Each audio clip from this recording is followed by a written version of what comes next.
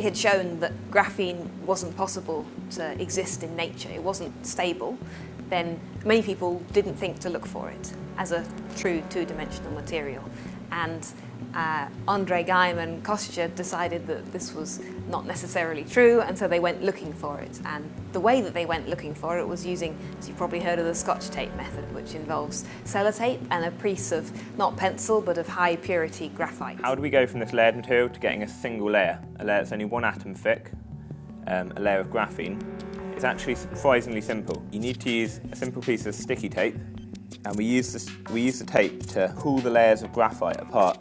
And every time we pull the tape apart, we break our graphite up.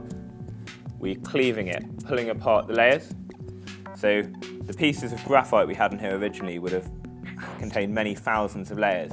And if we do this enough times, we can hopefully end up with some layers that are only 1 or 2 atoms thick. One of the things that really helped us to understand that you really did have graphene was the types of very exciting new microscopes that are now available, and it was the availability of these microscopes that really helped them understand that what they actually had was a single atomic layer. Once you've worked with graphene for a while, you get very used to looking at it, and it's very easy for me to say that that is monolayer graphene, while this here is probably 2 layers, and these bits here are really quite thick. My name is Rahul Arnayar. My area of research is graphene-based membrane. So graphene oxide is super permeable to water, which means there is no resistance or barrier for water molecule to evaporate through graphene oxide. So this is how we produce our graphene oxide membrane for our laboratory experiments.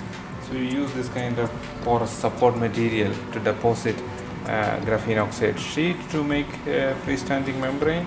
So you use porous support there, then you pour graphene oxide solution over here. So this is a graphene oxide solution in water. It has single layer graphene oxide dispersed in pure water.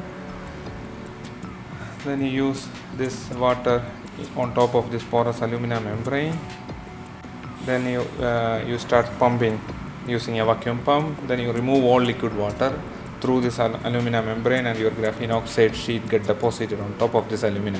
And finally, after drying, you can peel it off this freestanding graphene oxide, and you can study membrane property, or you can also characterize this membrane using different technique. Graphene oxide was shown by Rahul in the physics department here to have high permeability to water, but to be an effective barrier to all kinds of other things. One of the ideas is to use graphene as a type of nanomembrane or filter, and that harnesses the fact that graphene is very impermeable. It's even very light gases don't pass through, and that means that if we were able to tailor the size of the pores within the graphene lattice, it might be possible to produce a very selective filter, or perhaps use smaller graphene sheets and use the pathways in between the sheets in order to tailor the porosity or the permeability of the membrane. 40 years ago or so, desalination used to be based mainly on thermal methods, whereby you would use high temperatures to separate